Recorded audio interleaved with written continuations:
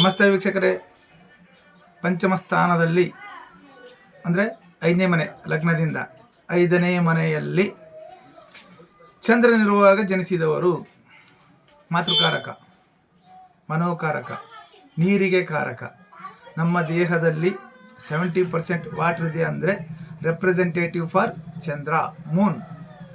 ಆ ಮನೋಕಾರಕ ಚಂದ್ರ ಪಂಚಮ ಸ್ಥಾನದಲ್ಲಿ ಬಂದು ಕೂತಾಗ ನಿಮ್ಮ ಜಾತಕ ಯಾವ ರೀತಿ ಫಲ ಕೊಡುತ್ತೆ ಅಂತ ನೋಡ್ತಾ ಹೋಗೋಣ ವೀಕ್ಷಕರೇ. ಎಳೆಯಾಗಿ ನಿಧಾನಕ್ಕೆ ಸಂಪೂರ್ಣವಾಗಿ ಅರ್ಥ ಆಗೋ ರೀತಿಯಲ್ಲಿ ಹೇಳ್ತೀನಿ. ನನ್ನ ಕೈಲಾದಷ್ಟು ಮಟ್ಟಿಗೆ, ನನಗೆ ತಿಳಿದಿರೋಷ್ಟು ಮಟ್ಟಿಗೆ ವಿಡಿಯೋನ ಎಲ್ಲಿ ಸ್ಕಿಪ್ ಮಾಡದೆ ನೋಡಿ. ಯಾಕಂದರೆ ಸ್ಕಿಪ್ ಮಾಡಿದರೆ ನಡಬತೆಗೆ ಇರತಕ್ಕಂಥ ಇಂಪಾರ್ಟೆಂಟ್ ಮ್ಯಾಟ್ರ್ಗಳು ಕಟ್ ಆಗಿಬಿಡುತ್ತೆ. ವಿಡಿಯೋನ ಸ್ಕಿಪ್ ಮಾಡದೆ ನೋಡಿ.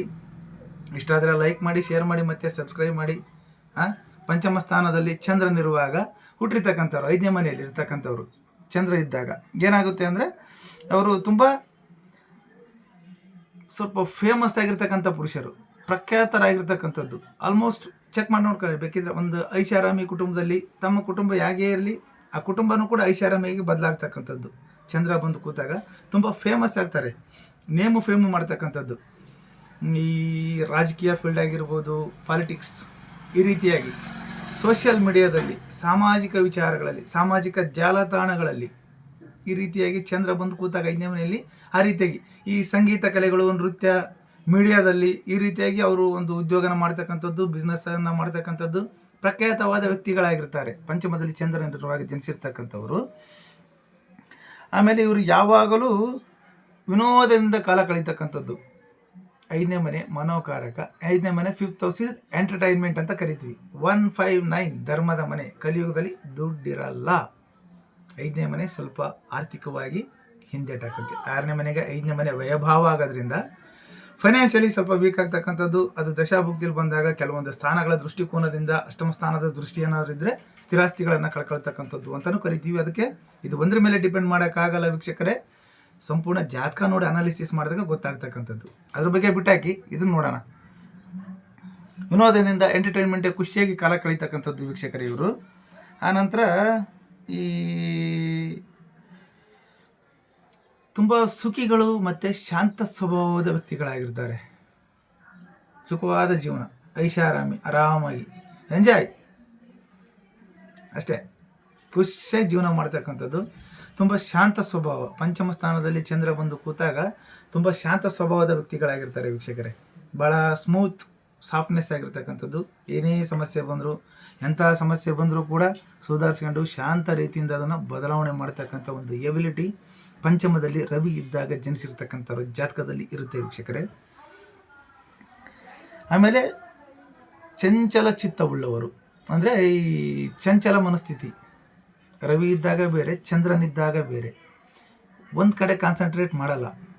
ಕನ್ಫ್ಯೂಷನ್ ಓನ್ ಡಿಸಿಷನ್ ತಗೊಳ್ತಕ್ಕಂಥ ಎಬಿಲಿಟಿ ಇರಲ್ಲ. ಅದು ಜೊತೆಗೆ ಏನಾದರೂ ಶನಿ ಕೂತ್ಬಿಟ್ರೆ ಮುಗೀತಲ್ಲಿಗೆ ಇವರಿಗೆ. ಮತ್ತು ಯಾರಾದರೂ ಒಬ್ಬರು ಹಿರಿಯರಿಂದನೇ, ಅಣ್ಣ, ಅಪ್ಪ, ಹೆಂಡತಿ, ತಂದೆ, ತಾಯಿ, ಯಾರಾದರೂ ಹಿರಿಯರಿಂದ ಒಂದು ನಿರ್ಧಾರ ಮಾಡಿ ಡಿಸಿಷನ್ ತಗೋಬೇಕು. ಒಂದು ಕಾನ್ಸಂಟ್ರೇಷನ್ ಮೈಂಡ್ ಇರೋದಿಲ್ಲ ವೀಕ್ಷಕರೇ. ಬದಲಾವಣೆ, ಕ್ಷಣಕ್ಕೂ ಬದಲಾವಣೆ ಈ ರೀತಿಯಾಗಿ ಬದಲಾಗತಕ್ಕಂಥದ್ದು. ಚಂಚಲ ಬುದ್ಧಿ, ಸ್ಥಿಮಿತಿ ಬುದ್ಧಿ ಇರೋದಿಲ್ಲ ಮಾನಸಿಕವಾಗಿ. ಮನೋಕಾರಕ ಚಂದ್ರ ಪಂಚಮದಲ್ಲಿದ್ದಾಗ ಚಂಚಲ ಮನಸ್ಥಿತಿಯನ್ನು ಬೆಳೆಸ್ಕೊಂಡಿರ್ತಾರೆ ವೀಕ್ಷಕರೇ ಇವರು. ಮಾತೃ ಸುಖ ಅಲ್ಪ, ತಾಯಿಯ ಪ್ರೀತಿಯನ್ನು ಕಳ್ಕೊಳ್ತಕ್ಕಂಥದ್ದು. ತಾಯಿ ಪ್ರೀತಿಗೆ ಧಕ್ಕೆ ಬರುತ್ತೆ. ಮಾತೃ ಸುಖ ಕಾಣದವರು ಚಂದ್ರ ಪಂಚಮದಲ್ಲಿ ಬಂದಾಗ. ಕಾಲಪುರುಷನ ಕುಂಡಲಿಯ ಪ್ರಕಾರ 4ನೇ ಮನೆ ಮಾತೃ ಸುಖ ಆದರೆ ಅದಕ್ಕೆ 2ನೇ ಮನೆ 5ನೇ ಮನೆ 2ನೇ ಮನೆ ಆಗೋದು. ಭಾವದ ಪ್ರಕಾರ 4ನೇ ಮನೆಗೆ 5ನೇ ಮನೆ 2ನೇ ಮನೆ ಆಗೋದ್ರಿಂದ ಮಾರಕ ಅಂತ ಕರಿತೀವಿ. ಅಲ್ಲಿ ಬಂದು ಚಂದ್ರ ಪಂಚಮದಲ್ಲಿ ಕೂತಾಗ ಮಾರಕನಾಗ್ತಾನೆ ವೀಕ್ಷಕರೇ. ಅದರಿಂದ ಮಾತೃ ಸುಖ ಅಲ್ಪವಾಗಿ ಭೋಗಿಸತಕ್ಕವರು. ಇದು ಒಂದ್ರ ಮೇಲೆ ಡಿಸಿಷನ್ ಮಾಡೋಕ್ಕೆ ಬರೋಲ್ಲ. ವೈಯಕ್ತಿಕ ಜಾತಕ ನೋಡಬೇಕಾಗುತ್ತೆ, ದಶಾಭುಕ್ತಿ ನೋಡಬೇಕಾಗುತ್ತೆ. ಇದು ಆಗಬಹುದು ಈ ರೀತಿಯಾಗಿ ಜಾತಕ ಹೇಳ್ತಕ್ಕಂಥದ್ದು ವೀಕ್ಷಕರು. ಈ ರೀತಿ ಕಡಿಮೆ ಆಗ್ತಕ್ಕಂಥದ್ದು. ತುಂಬ ದಾನಿಗಳು ಮತ್ತು ಉದಾರ ಬುದ್ಧಿ ಉಳ್ಳವರು. ದಾನ ಕೊಟ್ಬಿಡ್ತಾರೆ. ತಗೊಳ್ಳಿ ಸರ್, ಏನು ಕಷ್ಟನಾ, ಸರಿ ಓಕೆ ತಗೋ, ಹೋಗು, ತಲೆ ಕೆಡಿಸ್ಕೊಳಲ್ಲ. ತಾನು ಹೆಂಗೆ ಇರಲಿ, ಕೊಟ್ಬಿಡ್ತಾನೆ. ಇಲ್ಲ ಹಿಂಗೆ ಇತ್ತಂದರೆ ಯೋಚನೆ ಮಾಡಲ್ಲ. ಕಷ್ಟ ಅಂತ ಬಂದರೆ ಯಾರಿಗೂ ತಲೆ ಕೆಡಿಸ್ಕೊಳಲ್ಲ. ತಗೊಳ್ಳಿ, ಹೋಗಿ, ಆಯಿತು, ಓಕೆ, ಡನ್, ಈ ರೀತಿಯಾಗಿರ್ತಕ್ಕಂಥದ್ದು. ಆಮೇಲೆ ಉದಾರ ಬುದ್ಧಿ ಉಳ್ಳವರು.